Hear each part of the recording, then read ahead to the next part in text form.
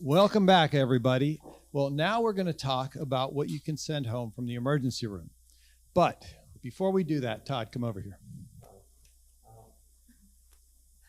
Okay, Todd. Yeah, I'm not going to make fun of you now. Of course. So this is the 10-year anniversary of the update course.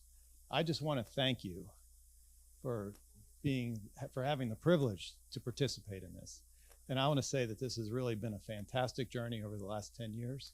And I just want to personally thank you and say what a great job you've done. Thank you.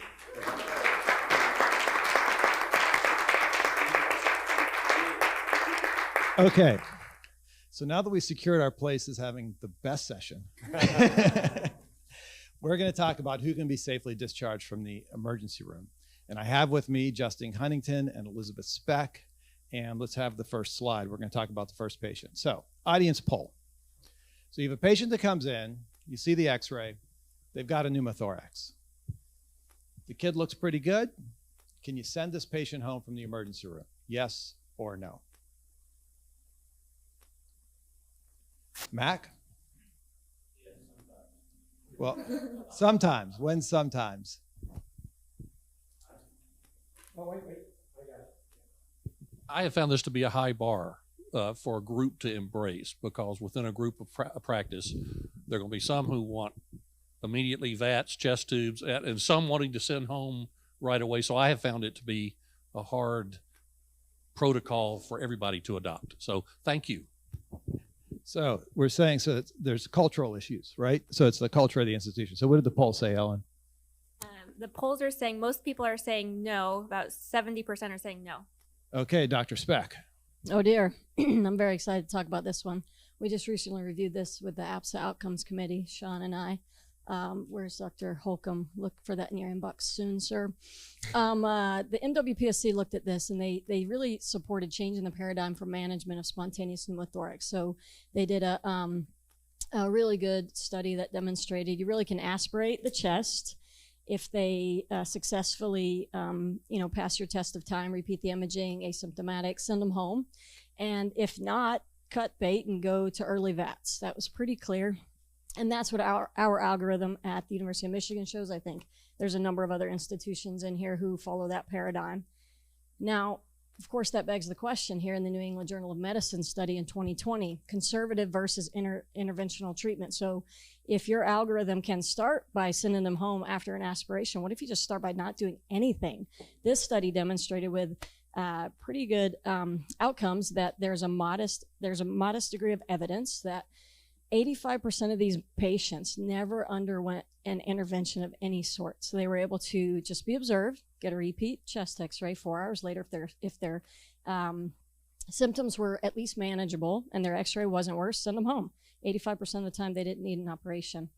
So it seems to argue for starting with a conservative observation, at least as the initial part of your paradigm. Todd, what do you think?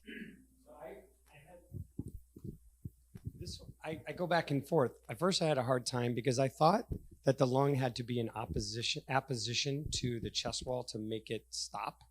But I am a full believer in this. I probably won't necessarily do it right away, but I'm a full believer. Any other comments from the audience? No, again, we're in a worldwide situation now, so maybe in the US that people can reach in a hospital or an emergency room very quickly, that sounds okay. But if not, you need to be concerned about what's going on if the patient goes home 3 hours away without administration during the night. Question for you. Have you ever seen a patient in clinic, their entire chest is completely full of air, and they're sitting there talking to you? No. I have. Anybody else? Anybody else? Bunch of people nodding their heads here.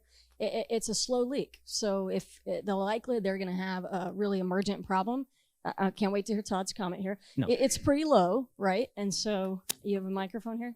Yeah, here. So I have another question to follow up to that question.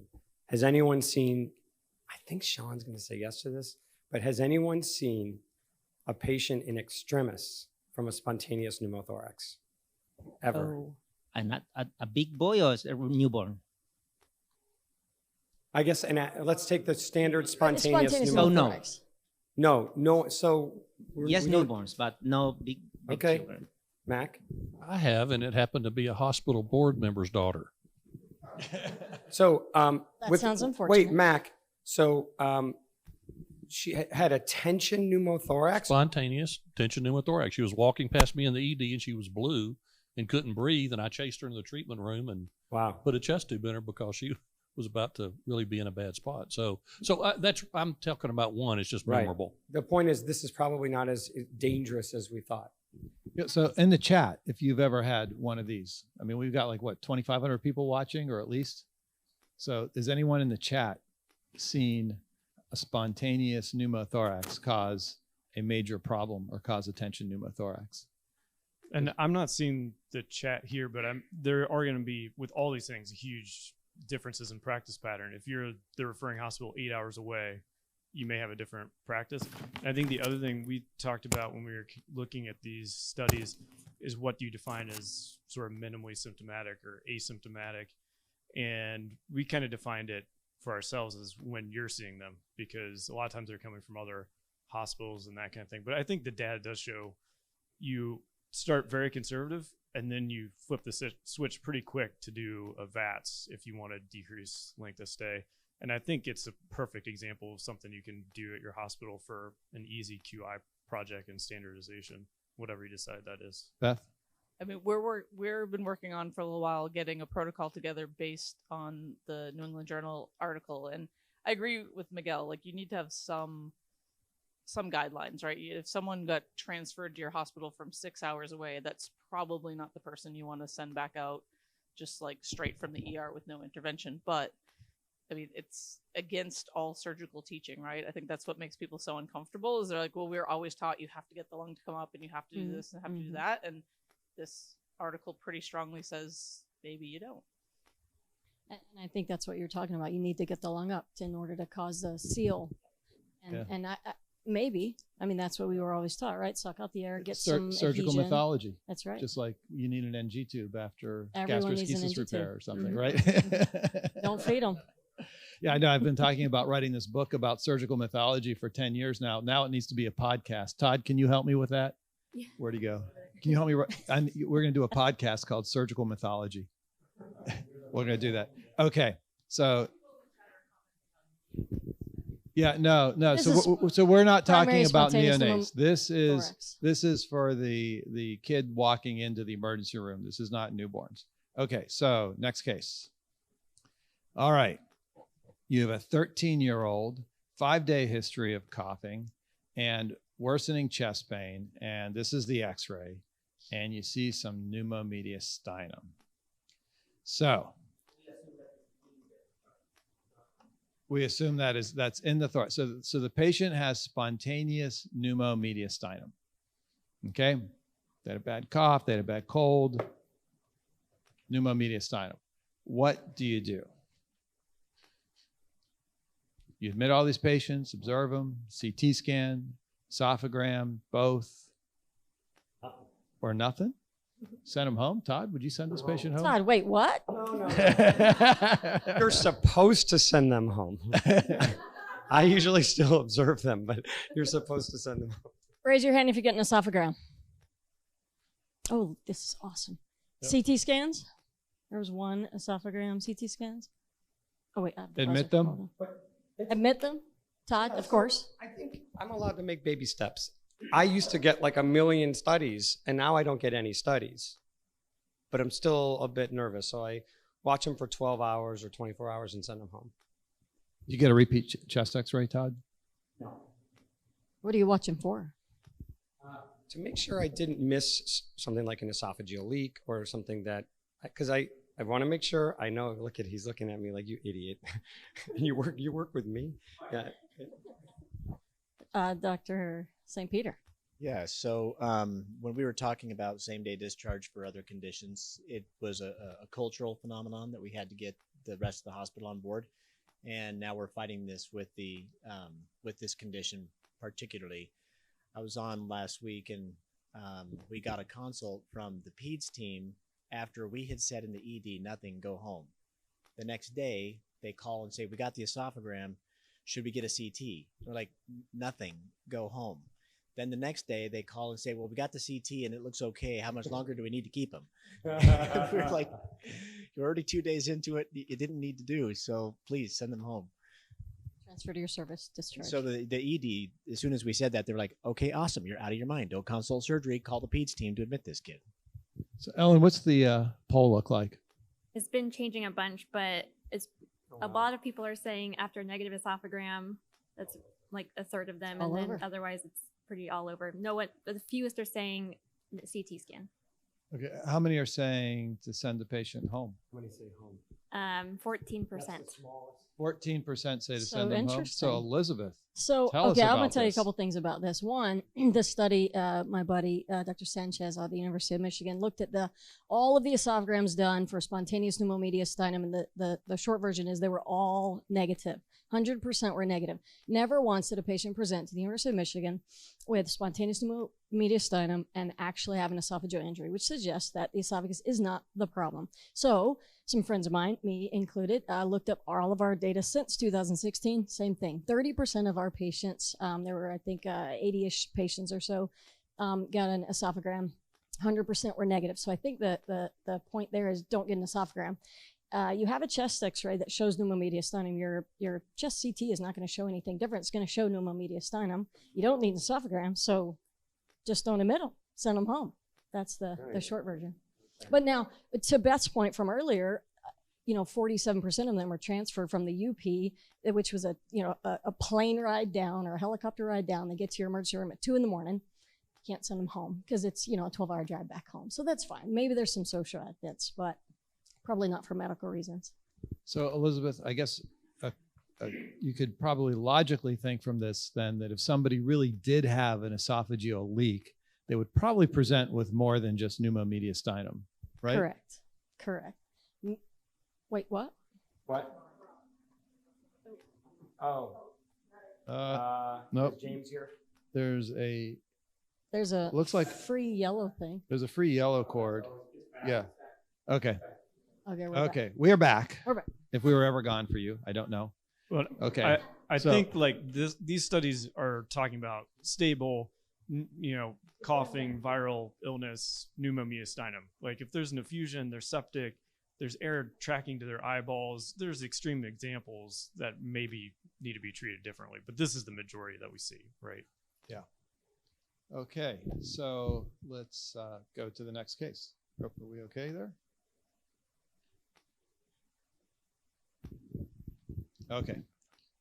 All safe. Okay. So Todd, this one's for you. Okay. Okay. So we have a healthy 12-year-old girl in the ER, 24-hour history of right lower quadrant pain, white counts 14, ultrasound is read is equivocal for appendicitis. Okay. So they actually, at this place, I guess they do have some structured ultrasound for appendicitis. We can talk about that some other time. But an 8-millimeter appendix, minimal fluid, few small lymph nodes, no ovarian pathology. What do you do, Todd? Well, I know when I visited Buffalo Children's Hospital, when we did an article review, that if there were no secondary signs, if it's equivocal with no, which those are good secondary signs, so no evidence of inflammation, I actually do, Mark, send them home. I actually do. High five, Todd. High five. High five. I actually do. But I get, I have to, I talk with the family and make sure they know that there's a risk that this could still be appendicitis. Are you okay going home? Yeah.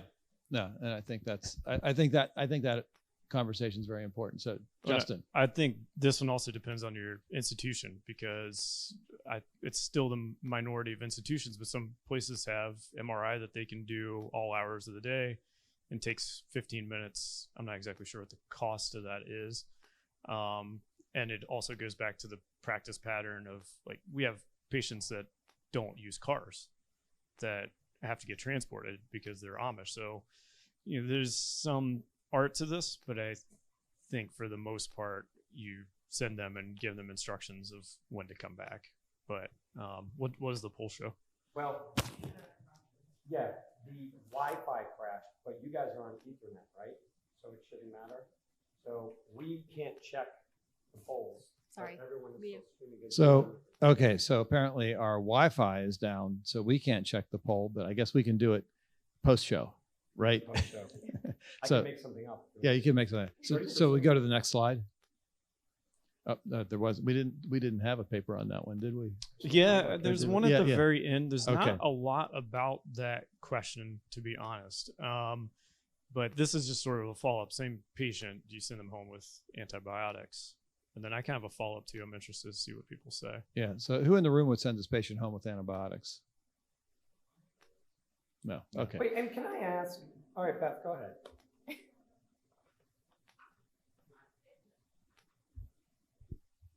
I mean, I can't really see the screen, but it sounds like this is a uncomplicated acute appendicitis, right? Well, it's They're- all they're reading- equivocal. we're So the idea equivocal. is the kid has Equivocal. Equivocal. a little bit of pain. They don't even have They're- appendicitis. Oh. Right. It's an equivocal Probably not. ultrasound. Could Yes, be. I would send this person home just home.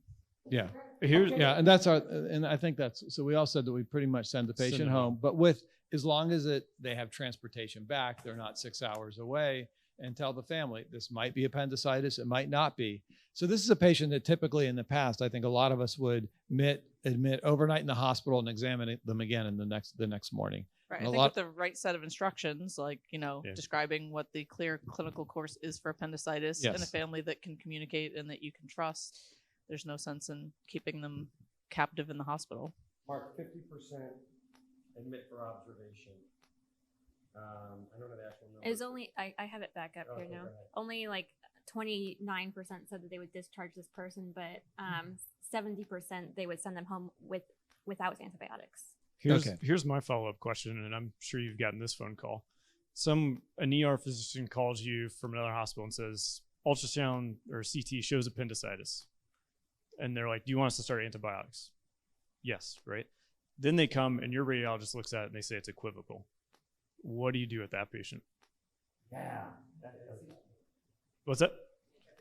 I think, I'll tell you my bias. I think you either treat them with a week of antibiotics or you operate. Because at that point, I just think serial exams are really challenging. Or you can send them home and tell them to come back if it's a problem, That's what I would which do. I've done. Yeah. I mean, so the other question is, I've also had the scenario where you have a patient that has like minimal pain, has not had any antibiotics or anything. The ER doc decided to get a CT for the heck of it, and they say it's appendicitis, but minimal appendicitis. They'll tell you that early appendicitis. What do you do with that patient? And you examine them, and they're minimally tender, no fever, no white count. Trust the technology. Has anyone else? I trust myself. I trust the exam over the technology. I've sent that patient home and tell them to come back. Without Yeah, antibiotics. and I've never, I've never had one of them come Mark, back. People have follow up like something called appendicitis of the tip of the appendix, Yeah. like defined by ultrasound or even CT scan, and all those patients sent home, none of them had repeated symptoms or surgery for appendicitis. Yeah. If that helps. It's the same kind of thing. I don't want to go too far Okay, down real this, data. but the other one that I get consult fairly frequently is they get a CAT scan for some other reason, and they have an appendicolith, and they get referred to you. And I mean, I try everything and show them the studies of like why not to do an appendectomy and how unnecessary. But it's amazing how many parents want it, and that's a tough situation too. But Todd operates, of course, and admits for observation. Yeah, I do because of a study by Walt Schwalz that said that fecaliths do not predict appendicitis, but if you get appendicitis as a result of a fecalith, it's a much higher chance of rupture. So I tell that to the family that this does not predict you will have appendicitis, but we do know that there's two versions of appendicitis, and the ruptured ones are more often associated with the fecalith. And if they're having pain, that's from the fecalith. Incidental. Oh, incidental I don't. Okay. But pain I do. Yeah, with pain, I think you're stuck. So Justin, tell us about this study. So this is just, I mean, like I said, there wasn't really a lot about what do you do with an equivocal ultrasound. I mean, there's pretty good studies that show, non-visualized, no secondary signs. That's pretty highly associated with not appendicitis. But this is just sort of validating what we already know, that ultrasound's really effective in kids. And then you can improve the accuracy a little bit by using like an Alvarado type score. So what you're saying is that we have another potential study for Dr. St. Peter to do. Just add it to the list. He's not busy, I don't think. He's got lots of time on his hands. Okay, straddle injuries. So you have a 6-year-old girl that fell on her bike and has a straddle injury, no active bleeding. You feel like you can get a reasonable awake exam in the ER, obviously not the same as you get in the operating room. So do you send this patient home from the ER, Todd? Straddle injury. Oh, I operate on all of them. Yeah, so Todd takes them all to the operating room and does an Wrong. EUA. Okay. So let me ask. Dan's shaking his head. Dan? Am I the only one? Shaking my head that no, I wouldn't admit them, and at Todd. Perfect. Hold on. Wait. No one else here would take this child to the operating room? Well, wait. I think. You don't Well- know without an exam. Okay. Well, what? Let me ask you this: what do you need to see in the ER to say it's adequate to avoid anesthetic? To say you're good to go. Small abrasion and like a small hematoma, whatever. That's it. It's Yeah, not you- an open wound, 10 inches wide. It's different. It's what kind of injury you have. Yeah, I think it's no active bleeding, perineal body intact. They can urinate. They should be fine. To me, that's sort of the criteria. That's I the thing. use. But some people do a lot of anesthetics for these. But that's why we do this course. I will change my practice now. But I Well, is there any evidence? Let's see the next slide. I know Justin's evidence because Okay, I know what wait. he's been doing with Ellen. Yeah. Well, and I think Ellen's like the world expert on this. I think because she's I know been the looking. So Ellen, do you at want the to data. present this paper? Sure. Oh, this paper. Well, so this paper was talking about, the option of sending patients home from the ED after conscious sedation in the ED to get a better evaluation. We've actually been looking at Akron Children's at our data of perineal injuries coming in. We have about 200 patients, and almost half of them get sent home from the ED without even seeing a surgery consult. But most of the patients who do have a surgery consult, either with a surgeon or the resident, end up going to the OR. But Yeah, I think it says two things. Number one, we think we're seeing all these. We're not. The ER is sending tons of these kids home that you never hear about. And the other thing is, if you book them for the OR, especially if you're the one who booked them, you're probably going to put a stitch in. And whether that was necessary is debatable. So that makes reviewing the data really challenging.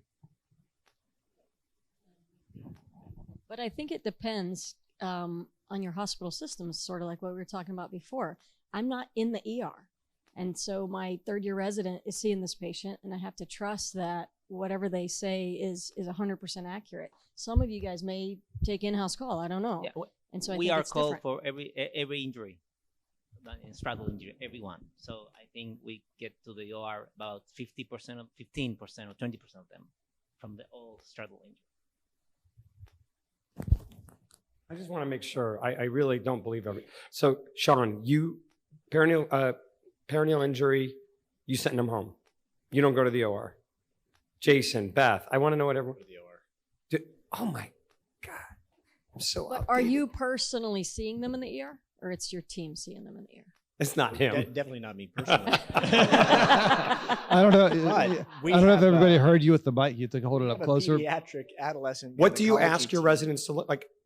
So we have a PAG team, which would normally see them, but right now they're a little short staffed. So general surgery covers like every third night for PAG.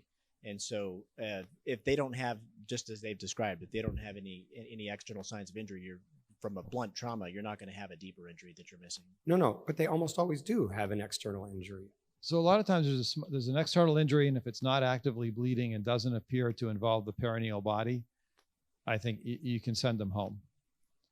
Like they're not going to call you if there's no external injury. There's going to be a cut down the labia. Yep. There's going to be sometimes a Well, clitoral if there's a huge injury. hematoma, I mean, again, if there's a huge hematoma, perineal body is involved, obviously, or if there's active bleeding.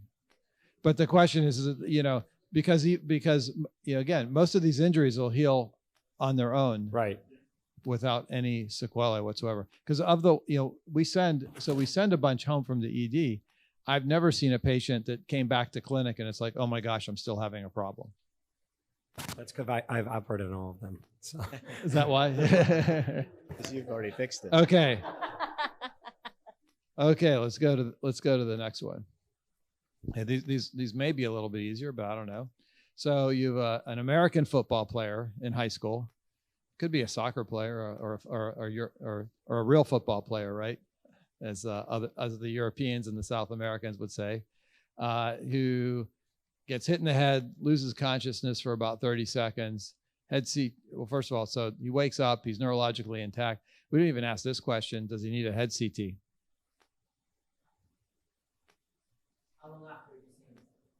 So, I mean, it was, the local high school. So maybe, well, they have to wait in the ER. So at least 6 hours. Yeah, no, so probably an hour or two.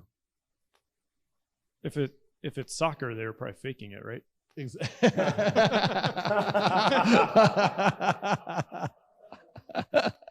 Oh. Wait, are you Are they seeing us? Is that the question? Trauma consults. Trauma consults. Yeah, we see that stuff. So, Mark, are you suggesting you don't need to get a CAT scan? Not for a 30-second loss of consciousness. It wouldn't. There is some. What was that? Well, no. So again, it depends if they're okay. You get fired. We all get no. Do you get head CTs on every loss of consciousness? Yes. Yeah. I know. Okay, so Todd, PCARN rules next year. Okay. Okay? Yeah. We'll talk about that. So not for How do you know it's not an epidural? How do you know it's not an epidural? Yeah, it depends on the age and a lucid interval. Like in the adult world, I believe they say it's 5 minutes, isn't it? 5, or they increased it. It has to be a loss of consciousness in 5 minutes. Is that right, Mira? Yeah. I need to see before you get a head CT. So in this kid,